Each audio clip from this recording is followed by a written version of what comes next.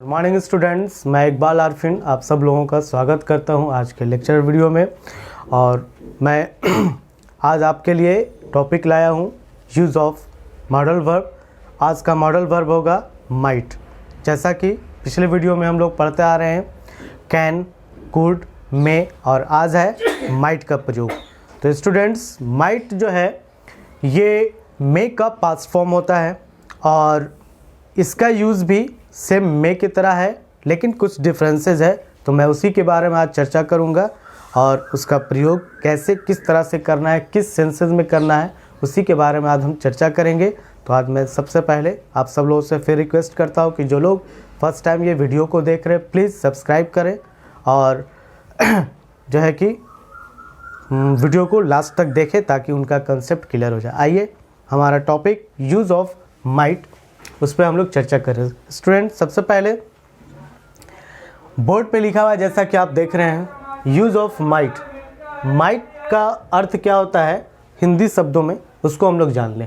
Might को हिंदी अर्थों में जैसे जिस हिंदी वाक्य के क्रिया शब्द के अंत में सकता था, सकती थी, सकते थे या सका, सकी, सके शब्द दिया हो, आप समझ जाइए वहाँ माइट का प्रयोग करना है। मे का प्रयोग सकता है, सकती है, सकते हैं और माइट का प्रयोग सकता था, सकती थी, सकते थे के लिए, यानी पास्ट फॉर्म हो गया मे का। और इसको बनाना कैसे है, यूज कैसे करना है, तो स्टूडेंट बिल्कुल सिंपल है। जैसे पहले बताएगा सेम वही प्रोसेस से लेकर चलते हैं। मॉडल वर्ब का बेसिक स्ट्रक्चर जो है आप जानते हैं, पहले सब्जेक्ट होता है, फिर उसके बाद मॉडल वर्ब। यहाँ पे माइट का प्रयोग कर रहे हैं हम लोग, तो मॉडल वर्ब माइट का प्रयोग करेंगे, फिर उसके बाद वर्ब वन का प्रयोग, फिर ऑब्जेक्ट। यही आपका बेसिक स्ट्रक्चर है, इसी आधार पे आपको बनाना है। तो जैसा कि एक एग्जांपल मैं यहाँ पे ले रहा हूँ, वह यह खेल खेल सकता था। अब इस हिंदी सेंटेंस को कैसे ट्रांसलेट करेंगे, तो जैसा कि एग्जांपल यहाँ पे मैं लिखा हुआ आपको दिखा रहा हूँ, he might play this game. इस तरह से आप हिंदी सेंटेंस को ट्रांसलेट कर सकते हैं। तो ये है subject might, verb one, object के आधार पर बना हुआ एक एग्जाम्पल। और आप इसी एग्जाम्पल के मदद से आप बाकी और सेंटेंसेस को भी बना सकते हैं। जैसे ये अफर्मेटिव फॉर्म है तो negative, interrogative, interrogative negative, WH question, WH negative, सभी को इसी पैटर्न पे, इसी तरह से फॉर्म पे बना सकते हैं। और बनाना कैसे वो आप अच्छी तरह से जानते हैं क्योंकि आपने इससे पहले प्रैक्टिस कर रखा है। अब आइए माइट का जो यूज़ है किस सेंस में, किस सिचुएशन में और कैसे कैसे किया जाता है, हम उसकी चर्चा करते हैं।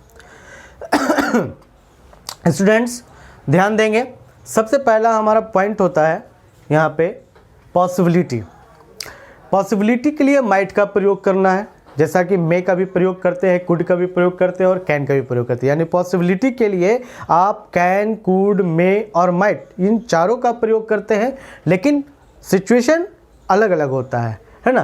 तो पॉसिबिलिटी इन पास्ट, अगर पास्ट में पॉसिबिलिटी की बात करें तो वहाँ पे आप माइट का प्रयोग करेंगे। और ये पॉसिबिलिटी क्या शो करता है, जैसा कि मैंने आपको पहले बताया कि सिचुएशन, कंडीशन इस तरह से अप्लाई होता है, वैसे ये माइट का प्रयोग जब में से बिल्कुल लेस पॉसिबिलिटी हो, यानी मतलब कहा जा सकता है कि बहुत कम पॉसिबिलिटी हो, तब वहाँ पे माइट का प्रयोग करना होता है। ठीक है, और यहाँ एक एग्जांपल मैं देकर आपको एक्सप्लेन कर रहा हूँ। Rahul might score above 50 runs in that match. Rahul उस मैच में 50 रन से ज़्यादा बना सकता था। यानी यहाँ पे हम लोग जो पॉसिबिलिटी या संभावना जो कर रहे हैं वो बहुत नाम मात्र है, मतलब ना के बराबर। ऐसा नहीं है कि कर सकता था, ये हम लोग कल्पना सोच रहे हैं, संभावना कर रहे हैं, बहुत कम पॉसिबिलिटी शो कर रहे हैं, इसीलिए हम लोग यहाँ पे माइट का प्रयोग किए। अगर 50-50% होता है कि हाँ एकदम बिल्कुल हो सकता था, एबल था, वो कर सकता था, नहीं कर पाया, अलग बात, वहाँ माइट, मे का प्रयोग करते हैं। लेकिन ऐसा नहीं है, हम लोग एक कल्पना कर रहे हैं तो यहाँ पे माइट का प्रयोग हुआ। नेक्स्ट अगला हमारा पॉइंट है परमिशन। जी हाँ, परमिशन में भी हम माइट का प्रयोग करते हैं। परमिशन के लिए कैन का भी प्रयोग होता है, कुड का भी प्रयोग होता है और मे का भी प्रयोग होता है। वैसे ही माइट का भी प्रयोग परमिशन लेने के लिए भी होता है, लेकिन यहाँ फॉर्मल में होता है, बिल्कुल फॉर्मल तरीके से। और यानी विनम्रता पूर्वक कह सकते हैं तो माइट आई हेल्प यू, क्या मैं आपकी मदद कर सकता हूँ। बड़े ही विनम्रता पूर्वक अगर आप किसी से बोल रहे हैं तो वहाँ पे आप माइट का प्रयोग करेंगे। नेक्स्ट है रिक्वेस्ट। रिक्वेस्ट में भी फॉर्मल वे लाना है, यानी थोड़ा पोलाइटनेस होना है। जैसा कि एग्जाम्पल है might you stand there please, क्या आप वहाँ खड़ा हो सकते हैं। ये आप अगले से एक रिक्वेस्ट कर रहे हैं, है ना। प्लीज़ का प्रयोग कर दिया गया, कृपया शब्द लगाकर आप बोल सकते हैं कृपया क्या आप वहाँ खड़ा हो सकते हैं, है ना। ऐसे सेंटेंसेस आपको माइट का प्रयोग करना है। नेक्स्ट है सजेशन। सजेशन मीन्स सुझाव। तो यहाँ अगर आप किसी को सुझाव देते हैं, किसी को मशवरा दे रहे हैं, है ना, तो वहाँ पर भी आप माइट का प्रयोग कर सकते हैं। जैसा कि एक एग्जांपल है your brother might join this class, तुम्हारा भाई इस क्लास में शामिल हो सकता है if his English is not good, यदि उसका अंग्रेजी सही ना हो। यानी ये एक सुझाव दिया जा रहा है कि उसकी अंग्रेजी सही नहीं है तो वो इस क्लास में ज्वाइन कर सकता है, इस क्लास में शामिल हो सकता है ना, क्लास कंटिन्यू कर सकता है। तो ये एक सुझाव हो गया। नेक्स्ट है कंडीशनल सेंटेंस। कंडीशनल जहाँ शर्त हो जाता है, शर्त वाली बात आ जाती है, वहाँ पर भी आप माइट का प्रयोग कर सकते हैं। जैसा कि एक एग्जांपल यहाँ पे मैं आपको देकर बता रहा हूँ, इफ़ यू वर्क हार्ड, है ना।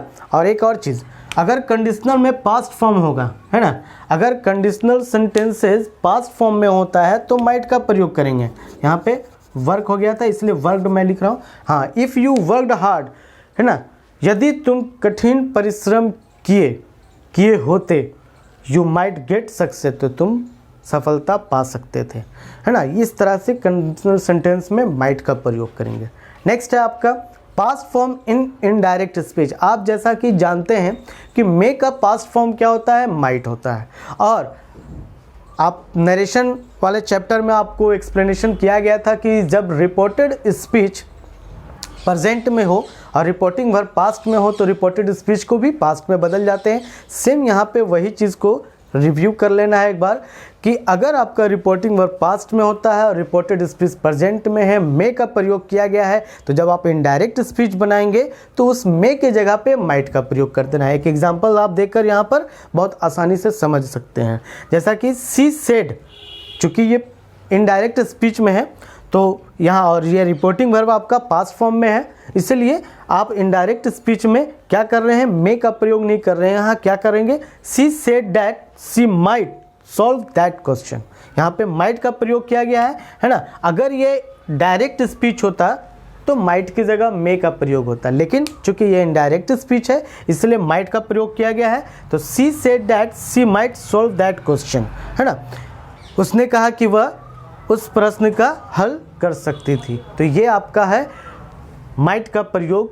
अलग अलग डिफरेंसेस, अलग अलग सिचुएशन और सेंसेस में बताया गया कि हाँ ये कहाँ कहाँ कैसे कैसे प्रयोग करना है। तो स्टूडेंट्स इसको आप अच्छी तरह से समझ लीजिए और इस पे मोर प्रैक्टिस कीजिए, ज़्यादा से ज़्यादा प्रैक्टिस कीजिए। और फिर हम इसके बारे में इसके आगे बताएंगे आपको माइट से बना हुआ कुछ स्ट्रक्चर जो आपके अंग्रेज़ी वाक्य के लिए, मतलब हिंदी वाक्य को ट्रांसलेट करने में, अंग्रेजी में ट्रांसलेट करने में आपको सबसे ज़्यादा हेल्पफुल होगा। आगे की ओर हम आपको बताएंगे। Thank you.